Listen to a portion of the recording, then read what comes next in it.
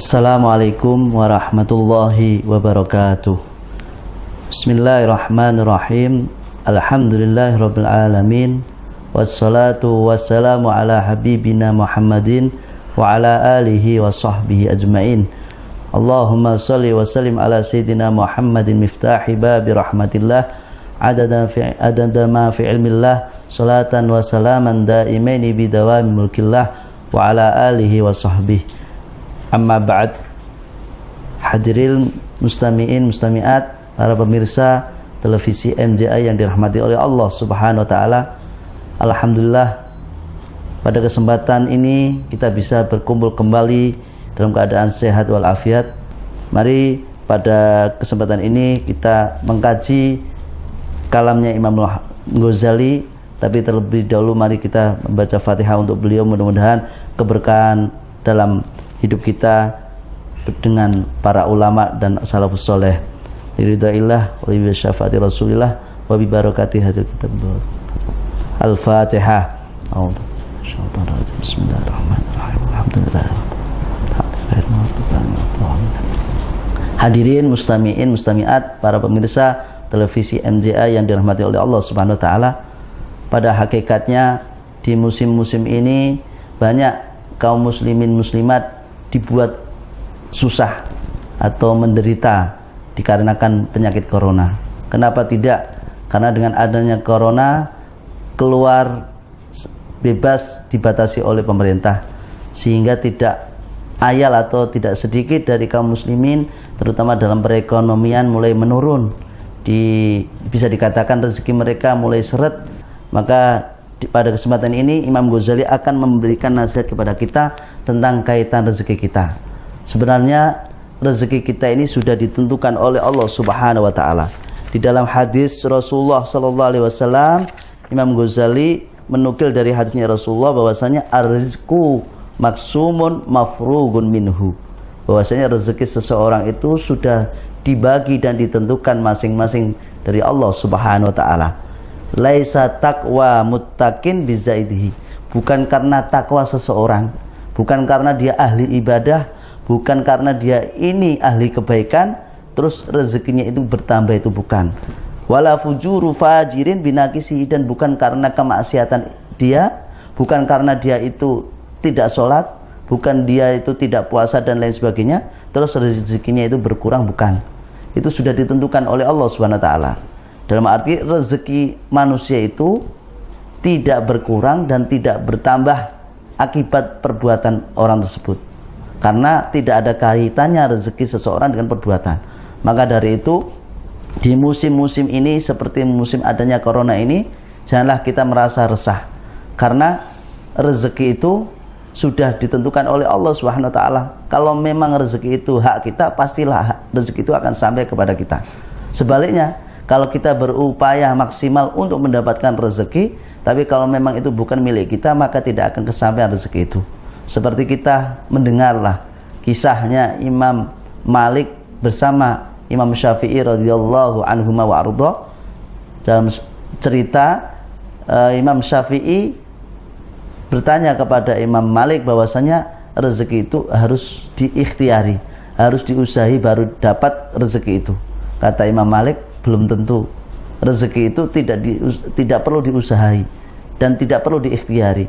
Rezeki itu akan datang, dan rezeki itu tahu alamat rumah kita, tapi kita tidak tahu alamat rezeki kita. Maka banyak umat muslimin ini dibuat susah, bingung, lari ke sana kemari, ke timur, ke barat, ke selatan, ke utara untuk mencari rezeki. Sampai-sampai mereka rela meninggalkan ibadah karena apa? Urusan rezeki. Tapi hakikatnya rezeki itu sudah ditentukan oleh Allah Subhanahu wa taala. Ternyata apa yang terjadi dalam kisahnya Imam Syafi'i dan Imam Malik? Imam Syafi'i pergi dan saat pergi ia menemukan seseorang, yaitu seorang wanita tua menggendong kayu bakar. Dengan keadaan yang tua renta, Imam Syafi'i iba, kasihan, terus membantu wanita tua itu membawa kayu bakarnya sampai ke rumah orang tua itu. Tanpa disadari orang tua itu memberikan hadiah kepada Imam Syafi'i, yaitu sejumlah kurma kepada Imam Syafi'i, sehingga Imam Syafi'i bahagia. Oh, ternyata rezeki kurma aku dapatkan ini atas usahaku, atas ikhtiar aku membantu nenek ini. Seandainya aku tidak membantu nenek itu, tidak mungkin saya mendapatkan rezeki. Nah, terus Imam Syafi'i membawa beberapa jumlah kurma itu kepada gurunya, itu Imam Malik. Bilang kepada Imam Malik, wahai guru, ini saya mendapatkan rezeki, yang mana rezeki ini aku usahai, aku ikhtiari dengan membantu seseorang. Terus Imam Malik mengatakan, oh begitu, sehingga kamu bisa mendapatkan rezeki yang kamu usahai atau yang kamu ikhtiari. Ya guru, ini coba lihat guru, saya dapat kurma, silakan dimakan guru. Sehingga Imam Malik memakan kurma itu, dan setelah memakan Imam Malik tersenyum. Sehingga Imam Syafi'i bertanya, wahai guru, kenapa engkau tersenyum? Ada apa? Bagaimana aku tidak tersenyum? Aku sangat bahagia. Coba lihat, rezeki yang aku dapati ini tanpa aku ikhtiari, tanpa aku usahai, sehingga aku dapat rezeki itu. Terus Imam Syafi'i mengatakan, betul juga guru. Terus Imam Syafi'i bertanya, betul mana guru? Rezeki yang diusahai atau rezeki tanpa diusahai? Kata Imam Malik, ketahuilah wahai muridku, bahwasanya seseorang atau makhluknya Allah atau hambanya Allah dengan kaitan rezeki itu ada dibagi menjadi dua. Imma ada kalanya ini dia itu mutahawir. Mutahawir itu dalam arti tingkatan imannya ini lemah. Yang imma ada kalanya dia tingkatan mutawakil, yaitu yang tingkatannya tinggi. Kalau memang engkau ini tingkatan imannya lemah, maka silakan engkau berikhtiar, berusaha, berdagang, bercocok tanam dan sebagainya untuk mendapatkan rezekinya Allah. Tapi kalau engkau ini tingkatannya mutawakil, yang tingkatan imannya tinggi, maka haram engkau mencari usaha, ikhtiar dalam mencari rezeki.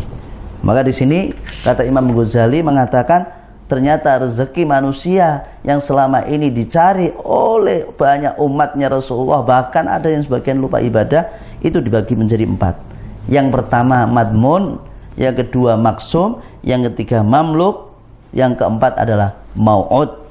Adapun madmun di sini kata Imam Ghazali, rezeki madmun ini sudah ditentukan oleh Allah Subhanahu wa taala. Walaupun dia sakit, walaupun dia ini stroke, tidak bisa apa-apa di atas ranjang, itu Allah selama darah ini mengalir, orang itu akan merasakan dan mendapatkan rezeki yang dikatakan yaitu rezeki madmun, yang dijamin oleh Allah Subhanahu wa taala. Terus yang kedua yaitu rezeki maksum. Kata Imam Ghazali apa? Ar-rizqu ma qasamahu Allah Subhanahu wa taala wa kataba fil lauhil mahfuz ma ya'kuluhu wa yashrabuhu wa yalbasuhu kullu wahid bimiqdarin wa waqtin muaqqat. Yaitu sesuatu yang dimakan orang itu dan sesuatu yang diminum orang itu dan dipakai orang itu dan ditempati orang itu sesuai waktu yang sudah ditentukan oleh Allah Subhanahu wa taala. Berarti pakaian yang kita pakai, rumah yang kita tempati, kendaraan yang kita pakai, dan makanan yang kita makan, minum yang kita minum, itu semua kalau kita sudah rasakan itu dikatakan maksum. Sedangkan makanan yang belum kita rasakan, sudah ada di depan mata kita, uang yang kita miliki tapi belum kita rasakan, kendaraan yang kita miliki banyak tapi belum kita bisa merasakan semua, itu dikatakan adalah rezeki mamluk, kata Imam Ghazali. Rezeki mamluk itu apa? Segala sesuatu, harta, makanan, minuman dan lain sebagainya yang kita miliki tapi belum tentu kita rasakan. Nah, ini banyak di zaman ini, banyak umat Rasulullah bekerja sampai 24 jam mengumpulkan harta, dikira itu adalah maksud mereka. Ternyata bukan, itu hanyalah mamluk. Lah, mamluk ini dikhawatirkan bila mana ahli warisnya anak-anak soleh, maka beruntunglah yang meninggal ini. Harta yang ia tinggalkan yang awalnya mamluk ini akan menjadikan bagian yang nikmat, bisa dikatakan maksum bagi si wafat ini. Tapi sebaliknya, kalau memang harta mamluk ini diwariskan kepada ahli waris anak-anak yang tidak soleh, naudzubillah min dzalik, maka ujung-ujungnya bukan menjadi yaitu sedekah jariyah, tapi naudzubillah min dzalik menjadikan kobaran api neraka bagi si waris itu. Mudah-mudahan kita semua mendapatkan rezeki yang madmun, maksum dan mamluk ini bisa bermanfaat untuk ahli waris kita, ahli waris yang soleh-soleh semua. Amin ya rabbal alamin. Terus yang keempat, terakhir dari kalamnya Imam Ghazali tentang kaitan rezeki, yaitu mau'ud. Nah, mau'ud ini bagi siapa? Mau'ud dikatakan dalam firman Allah, wa may yattaqillaha yaj'al lahu makhraja wa yarzuqhu min haitsu la yahtasib. Barang siapa yang bertakwa kepada Allah, maka Allah akan memberikan jalan keluar bagi ia. Wa yarzuquhu min haitsu la yahtasib. Dia akan dikasih rezeki tanpa disangka-sangka. Inilah rezeki yang tanpa disangka-sangka, inilah yang kadang kita ini tidak tahu. Kita kira dengan usaha kita dapat rezeki, belum tentu. Kadang kita ini sudah pusing, tidak ada jalan keluar, kita minta sama Allah, ternyata alhamdulillah Allah memberikan jalan keluar. Nah, inilah dikatakan rezeki yang mau'ud bila mana kita ini tergolong orang yang mutakin. Maka di masa Corona ini marilah kita menintrospeksi tentang rezeki kita. Janganlah kita iri hasud kepada sesama.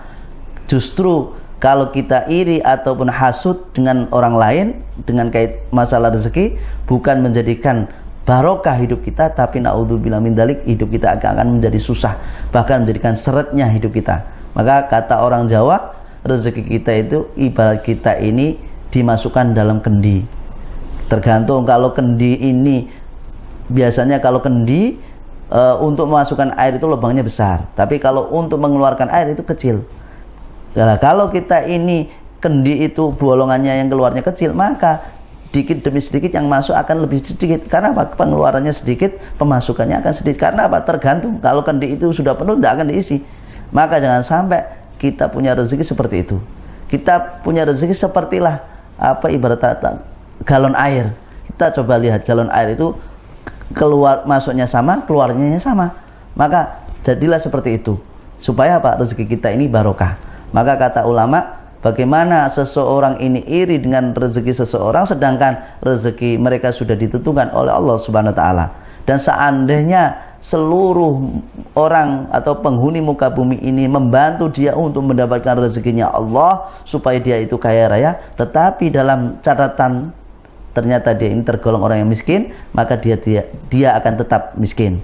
Sebaliknya, seandainya seluruh makhluk Allah ini membantu dia ini menghalang-halangi dia ini supaya jadi orang kaya, dihalangi supaya tetap jadi miskin.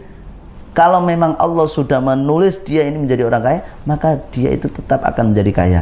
Maka dari itu, di musim corona ini janganlah kita memusingkan diri dalam masalah rezeki. Kita fokus dalam ibadah, fokus dalam ingat, yaitu selalu dekatkan diri kepada Allah Subhanahu wa taala.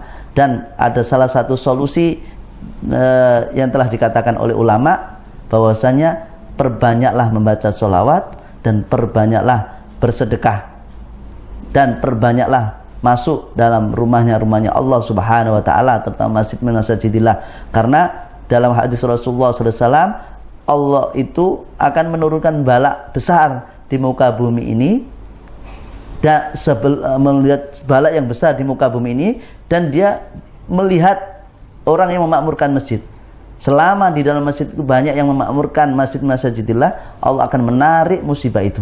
Maka di musim corona ini marilah tetap kita beraktivitas beribadah, baik di masjid ataupun di rumah, dan tetap berusaha menjaga kesehatan sehingga kita tetap akan dijaga oleh Allah, dan penyakit-penyakit itu akan diangkat oleh Allah Subhanahu wa taala. Dan tetap beraktivitas dan berusaha mencari rezekinya Allah, karena dengan kita beraktivitas bukannya untuk memperbanyak harta, tapi kita beraktivitas supaya mendapatkan keberkahan dari Allah Subhanahu wa taala. Hadirin, hadirat, mustami'in, mustami'at, para pemirsa televisi MJA yang dirahmati oleh Allah Subhanahu wa taala. Di dalam rezeki yang telah ditentukan oleh Allah Subhanahu wa taala beraneka ragam. Kadang kita menilai rezekinya Allah itu berbentuk uang, berbentuk harta. Tapi rezeki yang paling utama dan paling nikmat, yaitu kita masih bisa mengenal agama Islam, masih bisa mengenal siapa Rasulullah, dan kita masih mengenal siapa Allah Subhanahu wa taala. Dan Allah adalah Tuhan kita, Rabb kita yang menjaga kita dan memberikan kenikmatan yang luar biasa kepada kita. Maka kadang orang ini tidak sadar, bahkan sebagian orang lupa, kita masih bisa berhembus nafas dari udara yang diciptakan oleh Allah. Ini suatu nikmat yang luar biasa. Tapi mereka tidak menyadari, dikira itu rezeki itu berbentuk uang, berbentuk harta, mobil, dan lain sebagainya. Bahkan kadang orang tidak sadar, dikasih oleh Allah duduk dengan orang soleh, dikira tidak rezeki. Kadang kita dinasihati orang yang soleh dianggap tidak rezeki. Kadang kita didudukkan di tempat yang soleh, di tempat yang mulia, kita tidak menganggap itu rezeki. Justru itulah rezeki yang sebenarnya, rezeki yang barokah. Karena apa? Dengan kita duduk dengan orang soleh, menempatkan diri di tempat yang mulia, tempat yang soleh, itu justru mengundang rezeki-rezeki, dengan yaitu rezeki yang barokah, sehingga hidup kita ini, terutama keluarga kita, anak istri kita ini hidup bahagia, menjadi keluarga yang sakinah, mawaddah, warahmah. Hadirin mustami'in, mustami'at, para pemirsa televisi NJA yang dirahmati oleh Allah Subhanahu wa taala. Mari di masa ini, masa yang penuh dianggap orang ini menegangkan, apalagi kita sudah kena banyak penyakit corona di lingkungan kita, bahkan di negara kita ini umumnya, dan ekonomi sudah melemah. Terus kita dengar banyak pencurian di mana-mana. Tapi ingatlah, kita tidak usah susah dalam mencari rezeki. Kita sebagai kaum lelaki menjadi tugas, yaitu pemimpin rumah tangga. Mari kita mencari rezeki yang halal barokah. Kita minta sama Allah Subhanahu wa taala. Setiap malam Allah mengatakan, alamin mustaghfirin fa'aghfirullah, alamin mustarzikin fa'arzikullah. Allah setiap malam di nisful lail, sulusul lail itu Allah memanggil siapa yang minta, siapa yang beristighfar, tak ampuni, siapa yang minta rezeki, tak kasih. Itu setiap malam. Bahkan ada cerita, ada salah satu orang, dia ini diangkat menjadi walinya Allah Subhanahu wa taala. Dia tidak tahu kalau dia jadi wali. Dan orang-orang tahu ini orang wali, wali besar ini. Dia tanya kepada istrinya, "Wahai ibu, ini suami ibu ini kok menjadi wali besar ini apa? Ibadahnya apa?" Kata perempuan itu, "Saya tidak tahu, coba tanya sama suamiku." Terus orang-orang ini tanya kepada lelaki itu, "Wahai fulan, engkau ini terkenal di sisi Allah. Saya tahu engkau ini walinya Allah SWT. Engkau menjadi walinya Allah itu gara-gara apa?" Nah, terus dia membongkar rahasia kenapa dia ini kok dikatakan wali. Karena setiap malam itu aku bangun. Terus engkau ibadah tahajud? Enggak. Saya bangun cukup mengatakan, "Ya Rob, ana ya Rob, ana ya Rob, ana." Dia mengulang-ulang itu sampai 3 kali. "Saya ya Rob, saya ya Rob, saya ya Rob." Dia mengatakan saya 3 kali. Itu karena apa? Menjawab dari ucap firman-Nya Allah, alamin mustaghfirin fa'aghfirullah. Siapa yang mau minta ampun malam ini, tak ampuni. Dia menjawab, ana ya Rob. Siapa yang minta rezeki kepadaku, tak kasih rezeki. Dia menjawab, ana ya Rob. Siapa yang punya penyakit, tak beri kesembuhan. Dia jawab, ana ya Rob.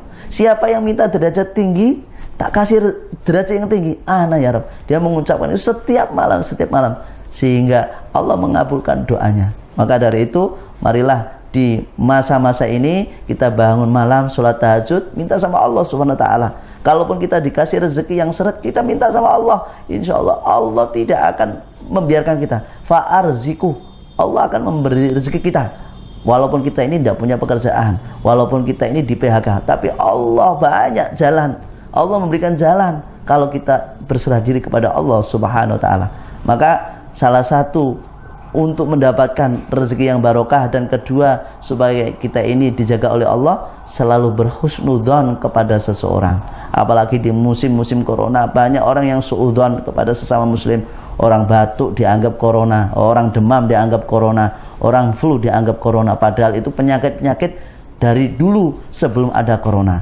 Maka kalau kita sama pemikiran dengan orang lain, flu dianggap demam, berarti kita bersuudzon. Ana inda dzanni abdi bih. Kalau kita bersuudzon kepada seseorang, maka Allah akan menaruh akibat itu kepada diri kita. Maka kalau kita berhusnudzon, maka Allah memberikan kebaikan. Kalau kita bersuudzon, maka Allah akan memberikan kejelekan.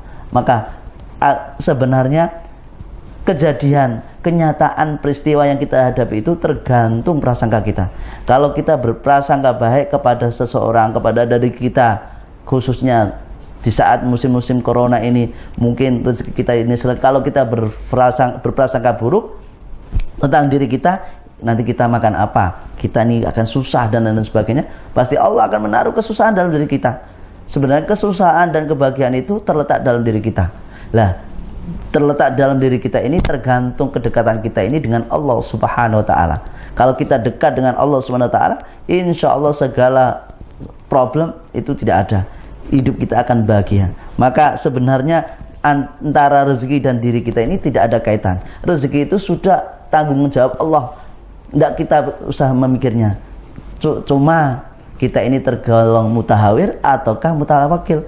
Kalau mutahawir, maka kata ulama wajib kita berikhtiar. Kata Imam Ghazali, kalau engkau ini tergolong mutahawir, orang yang pasrahnya imannya lemah, wajib berikhtiar. Tapi kalau kita ini tergolong orang yang imannya kuat, mutawakil, tanpa usaha, Allah mencukupi kita. Dengan kita dekat dengan majelis taklim atau mencari ilmu seperti ulama-ulama salaf terdahulu, Masya Allah, beliau-beliau ini disibukkan dengan majelis taklim. Dia pasrah sama Allah Subhanahu wa taala. Seperti Imam Malik. Walaupun Imam Malik ini tidak berusaha dalam mencari rezeki, tapi beliau selalu disibukkan dengan majelis taklim, dengan majelis ilmu, majelis zikir. Allah mencukupi rezeki beliau. Sehingga terkenal beliau juga tidak miskin. Maka dari itu, marilah kita kembali ke akhlak-akhlak para salafus soleh, meniru akhlak beliau-beliau ini yang bisa menuntun kita ini bisa mengingatkan Rasulullah SAW.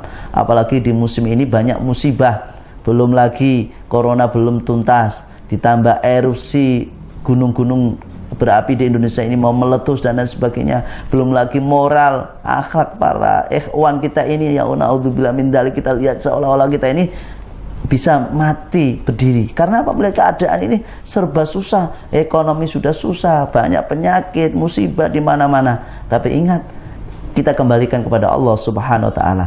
Dan kita ingat musibah yang dirasakan oleh Rasulullah SAW. Musibah kita yang kita rasakan ini tidak sebanding dengan musibah Rasulullah SAW. Dalam hadis Rasulullah, di saat kita kena musibah, ingatlah musibahnya Rasulullah SAW. Maka kita akan tenang.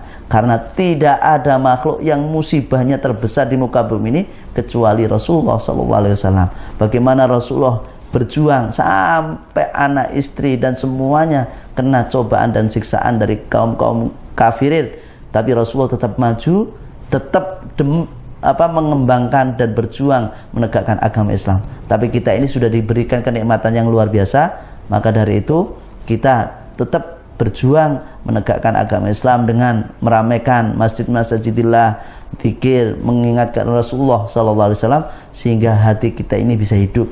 Dan perlu kita ingat bahwasanya kita ini punya kekuatan. Tinggal kekuatan kita ini kuat apa enggak, lemah apa enggak, yaitu doa kita.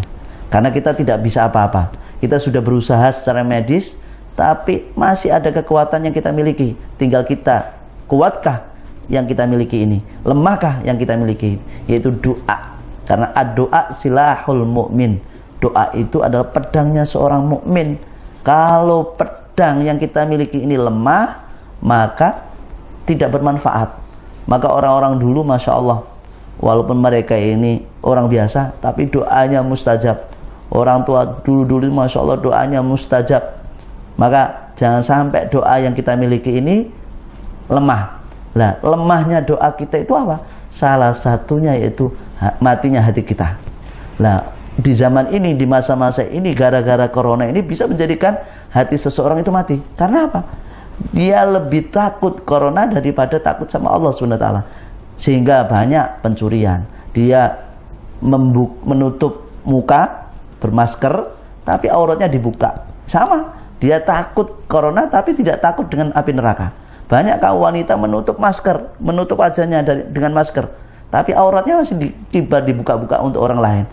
Seolah-olah dia takut dengan corona, tapi tidak takut dengan api neraka. Na'udzubillah min dzalik. Maka dari itu, marilah kita jaga kedekatan kita dengan Allah Subhanahu wa taala, sehingga nantinya kita ini bisa hidup bahagia di dunia dan akhirat. Apalagi kaitan tadi doa. Kalau doa kita ini sudah lemah, sudah mati, maka apa yang kita miliki? Tinggal kita yang kita miliki kekuatan dalam diri kita itu doa. Nah, doa ini bisa hidup yaitu bila mana hati kita hidup. Bagaimana hati kita ini bisa hidup? Yaitu hidupkan sunnahnya Rasulullah SAW. Salah satu memakmurkan masjid, memakmurkan majelis taklim, mengenalkan anak kita, keturunan kita dengan akhlak-akhlak Rasulullah. Jangan sampai mengenalkan anak kita dengan akhlak-akhlak naudzubillah min dzalik. Boleh anak kita pegangkan HP, tapi isilah konten di dalam HP ini konten akhlak Rasulullah, cara makannya, cara minumnya, baca Al-Quran dan lain sebagainya. Nah, ini bisa menghidupkan hati seseorang. Terus dua, berkumpul dengan orang-orang soleh. Inilah bisa menghidupkan hati kita. Terus yang ketiga, membaca Al-Quran dan menghayati isi Al-Quran. Tidak cuma suara yang bagus yang kita dengar, tapi isi kandungan Al-Quran itu.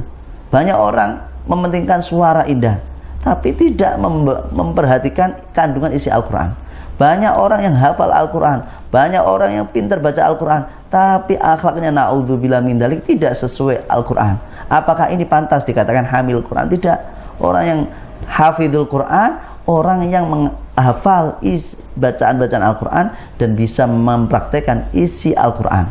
Maka para sahabat Rasulullah SAW itu, terutama Sayyidina Abu Bakar radhiyallahu anhu arda, beliau saat hafal Al-Baqarah ditanya, kenapa engkau tidak menambah hafalanmu wahai Abu Bakar? Kata Abu Bakar, tidak, saya sebelum bisa mempraktekkan isi ayat Al-Quran yang aku hafalkan, aku tidak akan menambah hafalanku.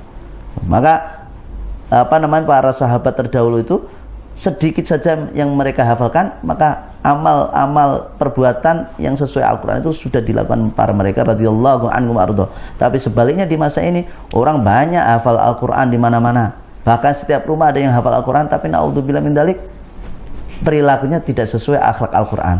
Maka jangan sampai kita cukup menghafal Al-Quran, tapi setidaknya bisa mempraktekkan isi Al-Quran. Kalau kita bisa mempraktekkan isi Al-Quran, berarti menandakan hati kita ini hidup. Kalau hati kita hidup, insya Allah doa kita akan dikabulkan oleh Allah Subhanahu wa Ta'ala. Karena doa itu bisa dikabulkan oleh Allah, salah satunya kita yakin. Kata Rasulullah SAW, ud'ullaha wa antum muqinun bil ijabah. Berdoalah kepada Allah Subhanahu wa Ta'ala dan yakinilah bahwasanya doamu akan dikabulkan oleh Allah Subhanahu wa Ta'ala. Kenapa banyak orang sekarang ini berdoa tapi doanya tidak dikabulkan? Karena apa? Sudah dilemahkan dengan perkataan mereka sendiri. Misal malamnya dia berdoa, ya Allah hapuskanlah penyakit corona, ya Allah ya Allah. Terus paginya dia, mosok doa aku bisa dikabulkan oleh Allah, corona ini gampang menyebar. Sudah dipatahkan dengan lemahnya keyakinan ia, maka doanya tidak dikabulkan oleh Allah Subhanahu wa Ta'ala. Terus juga salah satu doa ini tidak cepat dikabulkan oleh Allah apa? Pengen cepat-cepat dikabulkan. Ya Allah, saya minta doa besok. Ternyata besok dikabulkan, dia putus asa. Terus frustasi, pesimis tentang doa. Nah, ini bagaimana mau doanya dikabulkan? Karena dia sudah mematahkan doanya sendiri. Kalau kita yakin, yakinlah pasti akan diijabahi oleh Allah SWT. Ada satu kisah nyata beberapa hari yang lalu, ada orang curhat ke saya. Dia ini dia kerja, tapi pekerjaannya ini berhenti, sehingga gajinya ini dipotong setiap bulan. Pas suatu hari ini dia butuh, dan dia yakin pasti Allah akan memberi rezeki saya, dan rezeki itu tidak akan lari dariku karena memang itu hakku. Subhanallah, dia santai. Ternyata suatu hari ini dia butuh untuk membelikan kebutuhan anak kecilnya, pampers ataupun susu. Nah, terus pas hari H ini dia santai, yakin Allah akan memberikan rezeki kepadaku dan akan memberi rezeki kepada anakku. Subhanallah, suatu hari dia diundang ke suatu temannya itu. Setelah diundang, walhasil dia ketemu orang kaya waktu itu, ngobrol di rumahnya temannya itu. Setelah pulang, subhanallah, ada orang kaya itu ngasih amplop, ini buatmu. Ada apa Pak ini Pak? Terus buat kamu dan keluargamu. Subhanallah, dibuka berapa? 500.000. Dia langsung sujud syukur, ya Allah, inikah yang dikatakan rezeki dari Allah, yaitu min haitsu la yahtasib. Maka mudah-mudahan kita senantiasa dikasih oleh Allah rezeki yang benar-benar barokah, rezeki yang tidak disangka-sangka, sehingga kita bisa tenang dalam ibadah zahir wa batin, sehingga nantinya kita tergolong orang-orang yang abidin al-ibadah dan bisa dikumpulkan dengan Rasulullah sallallahu alaihi wasallam. Amin amin ya rabbal alamin. Wallahu a'lam bishawab. Wa sallallahu ala sayyidina Muhammadin wa ala alihi washabihi wasallam wal afu minkum. Wassalamualaikum warahmatullahi wabarakatuh.